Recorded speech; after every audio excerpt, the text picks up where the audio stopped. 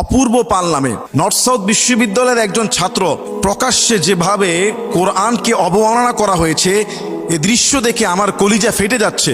সে গত শনিবারে যেভাবে প্রকাশ্যে শীষ বাজাতে বাজাতে পবিত্র কোরআনকে পা দ্বারা লাথি মারতেছিল এবং সে নিজেই এটার ভিডিও ধারণ করতেছিল, এবং ইউনিভার্সিটির প্রশাসনের কিছু সিকিউরিটি তাকে ধরে যখন নিয়ে যায়, ছাত্ররা তাকে ধরতে চেয়েছিল কিন্তু ধরতে পারে নাই। সারাদিন এটাকে গোপন রেখে ইউনিভার্সিটি কর্তৃপক্ষ তাকে সাসপেন্ড করে ছেড়ে দেয়। পরবর্তীতে এই নরাধম তার ভিডিও করা কোরআন অবমাননার এই ভিডিও সে নিজেই পাবলিশ করে। যখন চতুর্দিকে উত্তাল এবং প্রতিবাদ শুরু হয়, তখন নর্থ সাউথ ইউনিভার্সিটি নড়ে চড়ে বসে এবং পুলিশ তাকে গ্রেফতার করে। অথচ এর আগে ইউনিভার্সিটি তার বিরুদ্ধে কার্যকরী কোনো স্ট্রিক্ট পদক্ষেপ নেয় নাই। আমরা দেখেছি যে ইতিপূর্বে এই ইউনিভার্সিটিতে শুধু ক্লাসে একটা